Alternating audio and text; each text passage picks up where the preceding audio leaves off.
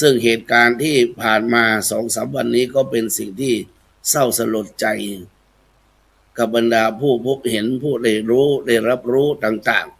ๆเพราะนั้นจึงเป็นการให้ขอเป็นภาษากลาง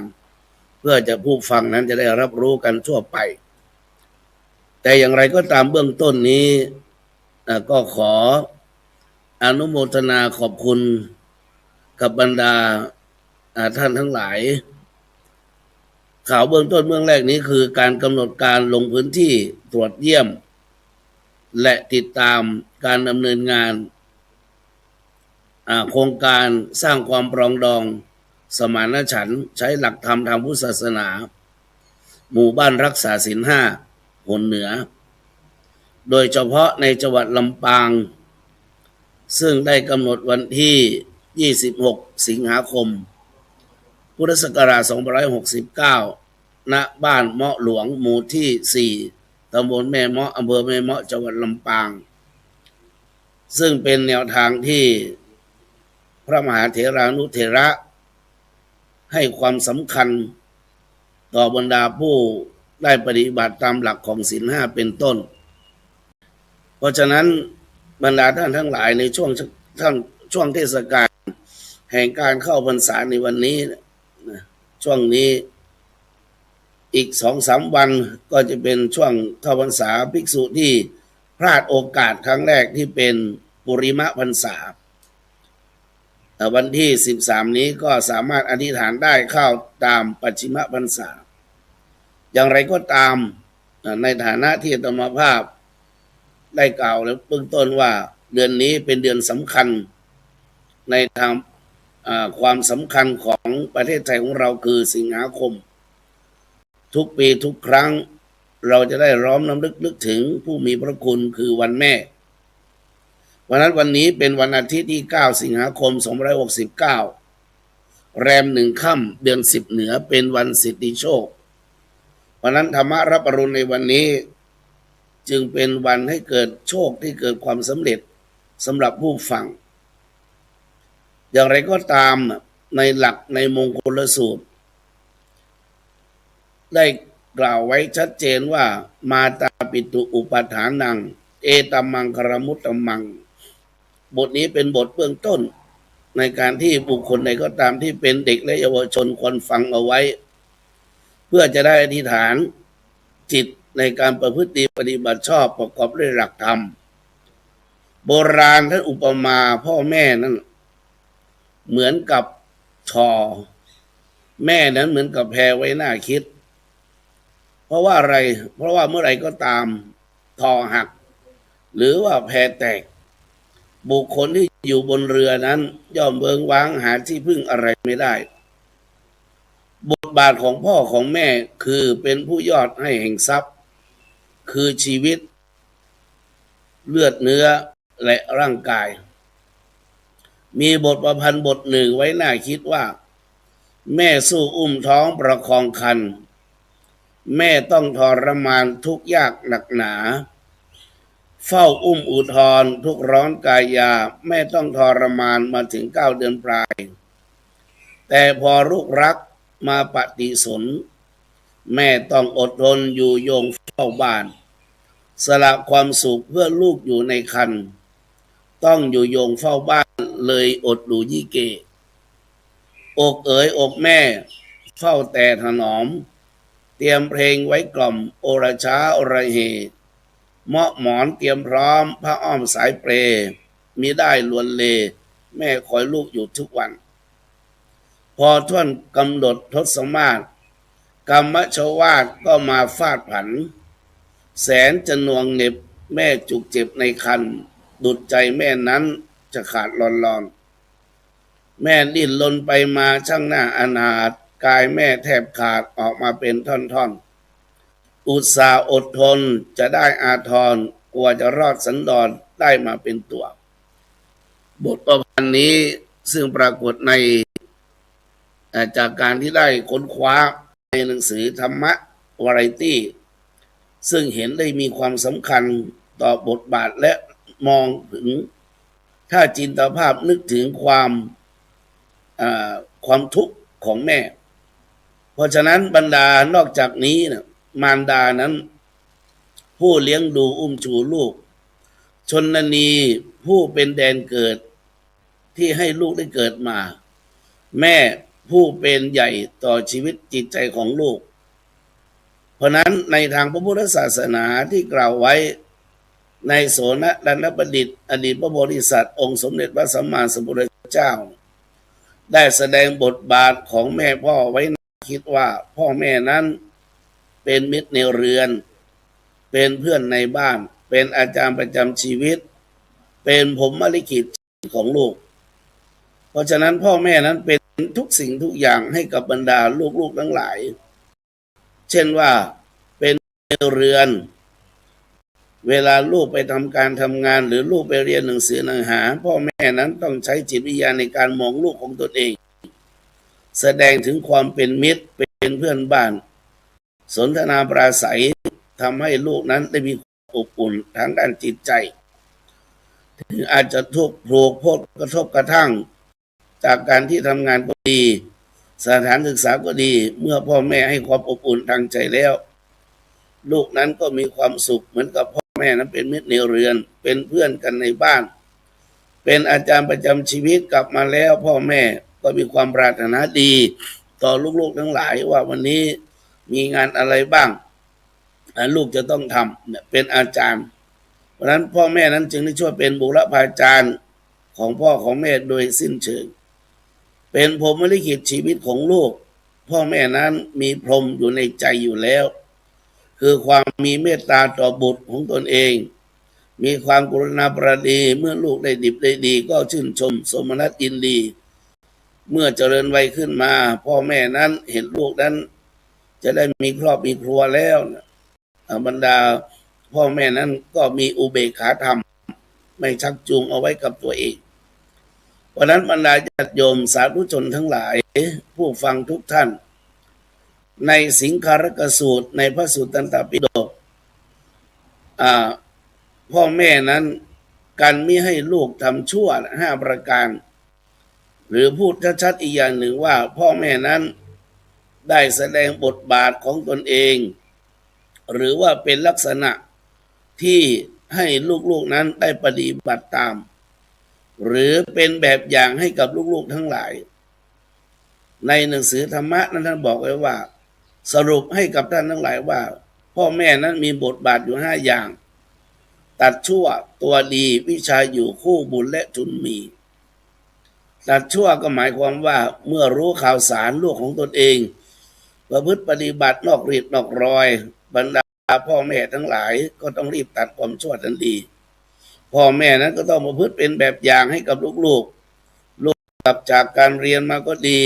จากการทำงานมาก็ดีเมื่อเห็นพ่อแม่คุยกันสนุกเสสันเฮฮาเพราะลูกทั้งหลายก็มีความสุขก็คือประพฤติปฏิบัติเป็นตันติเป็นแบบอย่างให้กับลูกทั้งหลายเมื่อลูกของตนเองเจริญวัยขึ้นมาพร้อมที่จะต้องศึกษาศิลปะวิทยาการความรู้ต่างๆพ่อแม่ก็ต้องส่งเสริมสนับสนุนให้ลูกนั้นได้มีวิชาการวิชาชีพ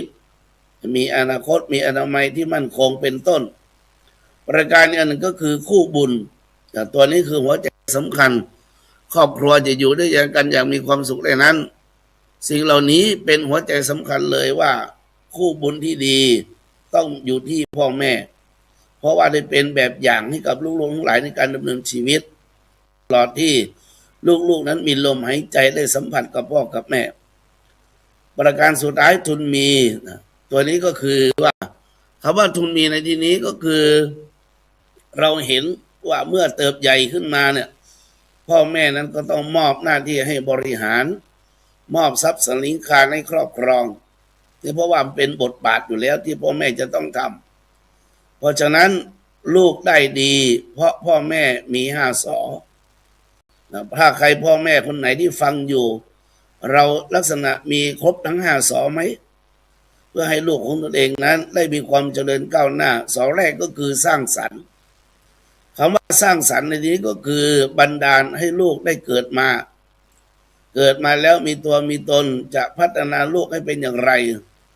จากนั้นเมื่อเจริญวัยรู้ความขึ้นมาปุ๊บ ก็คนที่สั่งสอนคือสอที่สองสั่งสอนบอกอุบายในการดำเนินชีวิตให้ดำเนินการชีวิตที่ดี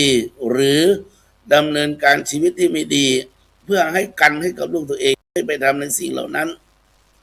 ส่วนประการที่สามนั่นก็คือสืบสารก็คือติดตามพฤติกรรมของความประพฤติของลูกไม่ใช่ว่าเรามองลูกของตัวเองเฉพาะในบ้านบางครั้งนอกบ้านเราก็ต้องไปศึกษาดูติดตามดูแต่ก็ไม่ถึงว่าติดตามจนไม่ไปไหนจนทำให้ลูกรำคาญใจประการที่สี่นั่นก็คือส่งเสริมคำว่าส่งเสริมในที่นี้ก็คือสนับสนุนทุกอย่างในทางที่ดีไม่ขัดขวางไม่ขัดข้องไม่ขัดขวางหากสิ่งนั้นเป็นทางความเจริญงอกงามของลูก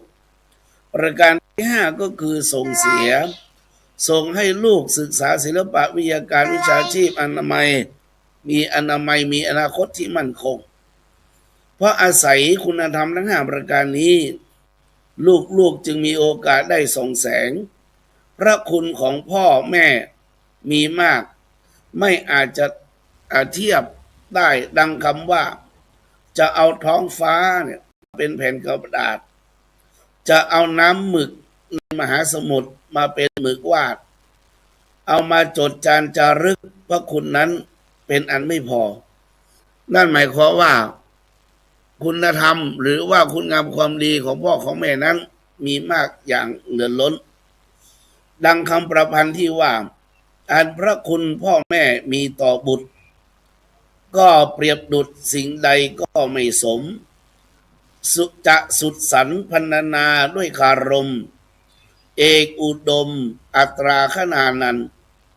จะเปรียบด้วยดินฟ้ามหาสมุทรก็ไกลสุดฟ้าเขียวเมขินข้าแม้เอาดินพื้นพิภพมาจบกัน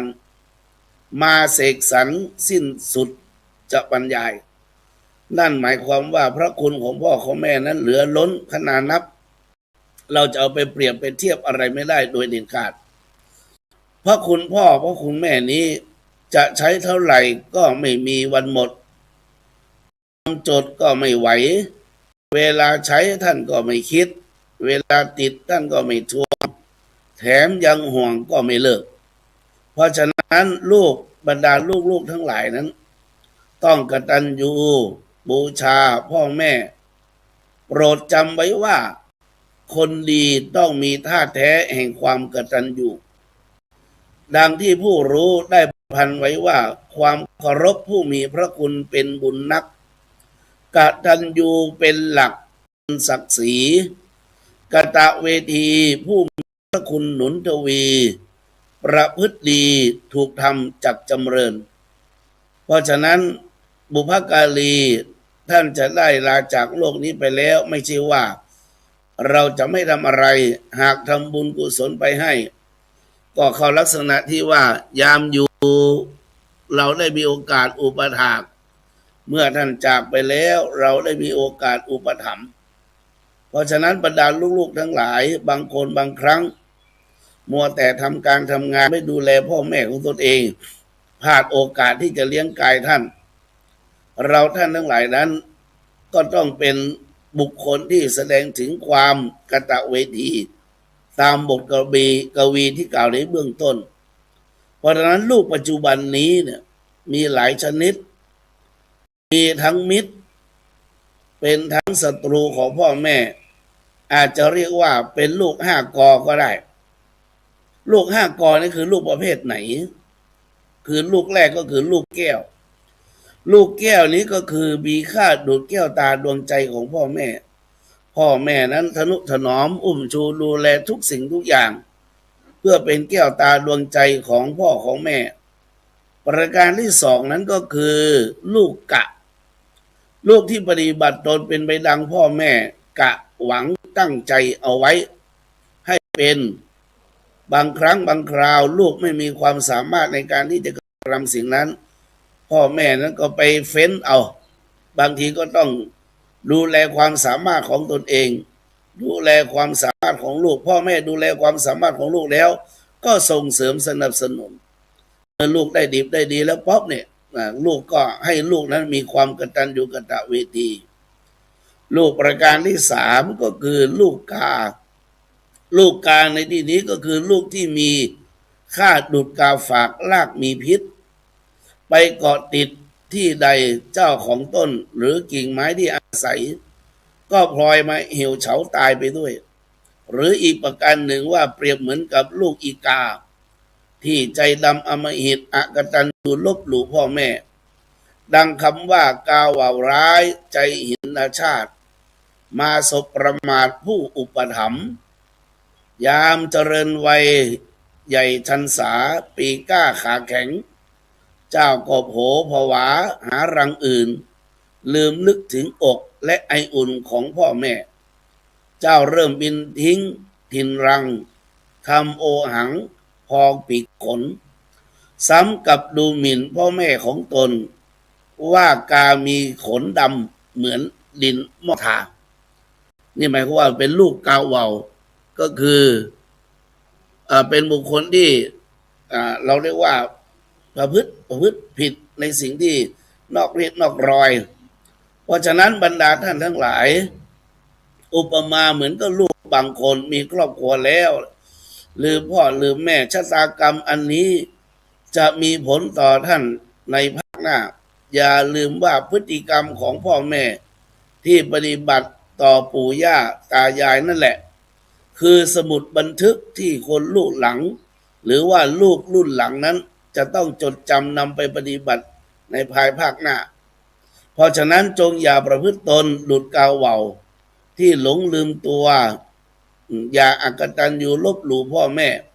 เพราะถ้าใครลืมก็ไม่ใช่ลูกคนท่านสาธุชนจงครองให้ทั่ว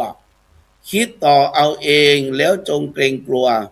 อย่าได้ชื่อว่าลูกชั่วเนรคุณลูกประการที่สี่ก็คือลูกเกาะลูกที่เกียจคร้านการทำงานไม่ทำงานเลี้ยงไม่รู้จักโตก็คือเกาะพ่อเกาะแม่จนพ่อแม่นั้นเหี่ยวเฉาตายประการที่ห้าก็คือลูกกล้วยลูกกล้วยในที่นี้ก็คือลูกที่ทรพีฆ่าพ่อฆ่าแม่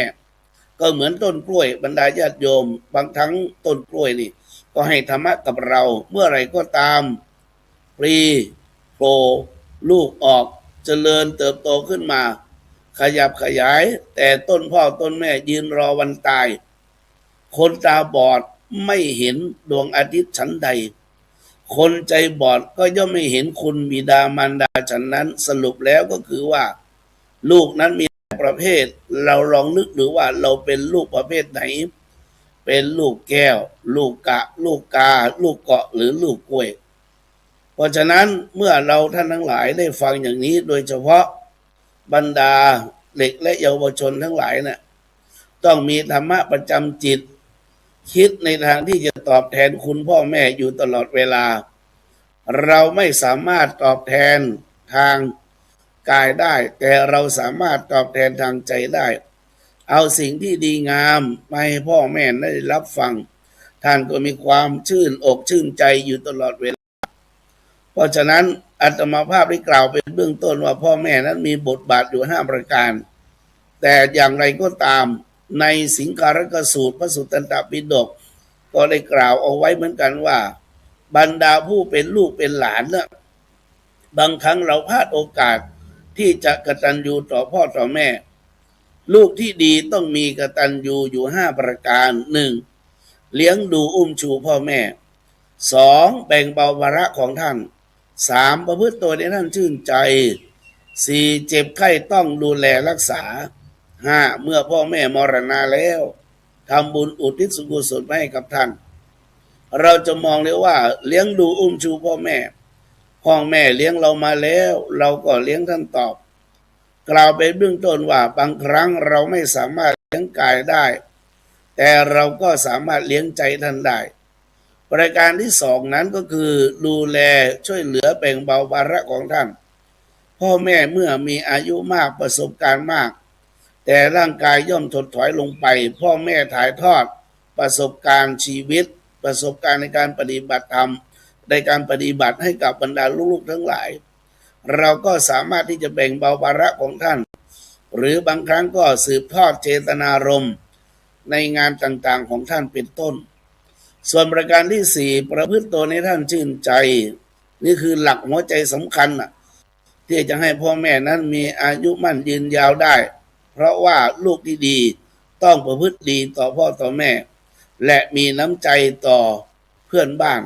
ต่อสังคมมนุษย์ด้วยกันส่วนประการที่สี่เจ็บไข้ต้องดูแลรักษาลูกบางคนหลานบางท่านอาจจะคิดว่าเวลาลูกพ่อแม่เจ็บไข้ได้ป่วยลูกหลานนั้นเอาพ่อแม่ไปโรงพยาบาลคิดว่าตัวเองนั้นไม่ใช่แพทย์หมอพยาบาลไม่เรียนรู้อะไรสักอย่างอย่าลืมว่าแพทย์พยาบาลรักษาโรคทางกายแต่บรรดาลูกหลานทั้งหลายต้องรักษาโรคทางใจไปเยี่ยมไปเยียนท่านซื้อของไปฝากเป็นสิ่งที่ฟูใจทำให้พ่อแม่นั้นฟูใจมีกำลังใจที่จะต่อสู้โรคร้ายทั้งหลายที่เจ็บไข้ได้ป่วยส่วนประการที่ห้าก็คือเมื่อต้องมรณาแล้วต้องทำบุญอุทิศให้กับท่านลูกบางคนทำการทำงานแล้วเนี่ยกว่าจะตั้งหลักตั้งตัวได้พ่อแม่ก็สิ้นไปเสียก่อนเพราะนั้นเราก็ใช้หลักข้อที่ห้านี่แหละก็คือเมื่ออยู่เราได้มีโอกาสอุปถัมภ์เมื่อจากไปแล้วเราได้มีโอกาสอุปถัมภ์เมื่อพ่อแม่อยู่เราได้มีโอกาสเลี้ยงกายแต่เพื่อเมื่อตายไปแล้วเราได้โอกาสเลี้ยงวิญญาณเพราะฉะนั้นบรรดาลูกๆทั้งหลายทั้งลูกหญิงและลูกชายต้องเพียบพร้อมไปด้วยในสิ่งที่ดีงามอาตมาภาพจำคำหนึ่งที่โบราณท่านบอกไว้ว่าลูกผู้หญิงนั้นต้องมีความดีอยู่เรือนสามน้ำสี่ก็พยายามถามพระผู้ใหญ่หรือว่าคนเฒ่าคนแก่ท่านให้ความหมายเอาไว้ว่าคำว่าเรือนสามน้ำสี่เนี่ยก็หมายความว่าเรือนสามน้ำสี่มักจะได้ยินเวลาที่ผู้ใหญ่ให้อวยพรกับเจ้าบ่าวเจ้าสาวเวลาเราเจริญพุทธมนต์คนเฒ่าคนแก่ก็จะบอกให้ครองคู่ชีวิตว่าหลังจากแต่งงานออกย่าออกเรือนไปแล้วนะต้องมีเรือนสามน้ำสี่นะเพราะฉะนั้นเรือนแรกก็คือบ้านเรือนผู้หญิงจะต้องทำความสะอาดเช็ดกวาดบ้านถูเรือนให้สะอาดตลอดเวลารวมไปถึงการเก็บข้าวของเครื่องใช้ไม่ให้เกะคือเรี่ยราดเป็นต้นต้องให้เป็นระเบียบมองแล้วสะอาดตาเรือนที่สองก็คือเรือนผมผู้หญิงจะต้องมีเรือนผมคือที่สะอาดดูดีเรียบร้อยก่อนเข้านอนหรือก่อนตื่นนอนทุกอย่างต้องเรียบพร้อมในเรือนที่สองนี้เรือนสามก็คือเรือนกายเรื่องนี้สำคัญเพราะผู้หญิงที่เนื้อตัวดูสกปรกมอมแมมย่อมไม่น่ามองนักแต่ถ้ามีเรือนกายบุคคลผู้ครองชีวิตกับเราหรือผู้ที่ได้ทัศนาก็จะได้มีความสุขส่วนน้ำสี่นั้นก็คือเราเห็นว่าน้ำแรกก็คือว่าเป็นเรื่องที่สำคัญก็คือน้ำใจผู้หญิงต้องมีน้ำใจต่อสามีต่อบุตรภรรยาต่อพ่อต่อแม่ทั้งฝ่ายหญิงและฝ่ายชายน้ำที่สองก็คือน้ำคำก็คือการพูดเจรจาไพเราะสนอสดต่อบุคคลที่ได้รับได้ฟังพูดจาอ่อนหวานน้ำที่สามก็คือน้ำมือผู้หญิงต้องมีฝีมือในการทำอาหารการกินรสชาติต้องอร่อยสะอาดสะอ้านรู้ใจคนใช้คนในบ้านของตัวเองว่าชอบอะไรไม่ชอบอะไรและประการที่สี่นั้นก็คือน้ำเต้าในปูนสมัยก่อนทุกบ้านเรือนจะมีเต้าปูนแดงที่ใช้กินกับหมากเต้าปูนแดงนี้จะต้องเติมน้ำรออยู่เสมอปูนแดงจะไม่ได้แห้งเพราะฉะนั้นเราท่านทั้งหลายนั้นเมื่อเราดำเนินชีวิตเนื่องในโอกาสในวันนี้เป็นเดือนสิงหาคมสิ่งหนึ่งประการใดเราก็ถวายเป็นพระกุศลและอีกสิ่งหนึ่งเราก็นึกถึงพระในบ้านของเราผู้เป็นบิดามารดาเป็นหลักที่สำคัญที่สุดในการดำเนินชีวิตเป็นหลักหนึ่งที่ยึดเดี่ยวจิตใจให้เรานั้นอย่างมีความสุขและเรามีลูกมีหลานก็จะพึ่งปฏิบัติอย่างเราเช่นนี้เพราะฉะนั้นเดือนนี้เป็นเดือนสำคัญอย่างยิ่งลองตั้งจิตอธิษฐานดูนะว่าทุกเดือนสิงหาและทุกเดือน เราประพฤติปฏิบัติชอบต่อพ่อแม่แล้วจากนั้นก็ขยายไปเดือนที่2เดือนที่3จนถึง1 ปีแล้วจากนั้นก็กระทำเป็นอาจินปฏิบัติความสุขเหล่านี้ก็จะเกิดขึ้นในครอบครัวของเราทุกประการเพราะนั้นในวันนี้จึงเอาเป็นหลักแห่งธรรมที่ปรากฏไว้ในพระไตรปิฎกให้กับบรรดาท่านผู้ฟังท่านผู้ชมทั้งหลายทั้งตามสื่อต่างๆซึ่งในสิ่งเหล่านี้เป็นความงามทั้งหมดตื่นเช้าขึ้นมาแต่รู้ธรรมะรับอรุณใหม่ใส่ใจในหลักธรรมแล้วมาเพ่งพิจารณาในครอบครัวของเราในสิ่งที่เป็นดีงามและเกิดขึ้นเพราะฉะนั้นการดำเนินชีวิตในยุคปัจจุบันนี้อยากจะฝากไว้ว่าสติเป็นหลักที่สำคัญอย่างยิ่งคนใกล้เคียงสนใจคนข้างเคียงก็คือบรรดาบิดามารดาของเราครอบครัวของเราและหมู่บ้านของเราชุมชนตำบลหมู่บ้านของเราแล้วเราก็จะมีความสุขในสิ่งที่ดีงามเพราะนั้นท้ายที่สุดนี้จึงขออ้างเอาคุณพระศรีรัตนตรัยอันมีพระพุทธพระธรรมพระสงฆ์และบุญบารมีของพระพุทธรูปองค์ใหญ่ซึ่งประดิษฐานในอุปวิหารหลวงของวัดพระแก้วดอนเต้าสุชาดารามและพระมหาชินราชเจ้าพระบรมราชดอนเต้าเจ้าแม่สุชาดาผู้มีสัจจาธิษฐานจงปกป้องคุ้มครองรักษาผู้ฟังทุกคนทุกท่านเจริญในหน้าที่การงานมียศถาบรรดาศักดิ์สมดังตามมโนมยิทธิสำเร็จด้วยใจคิปะเมวะสมิจจตุทุกประการด้วยเถิด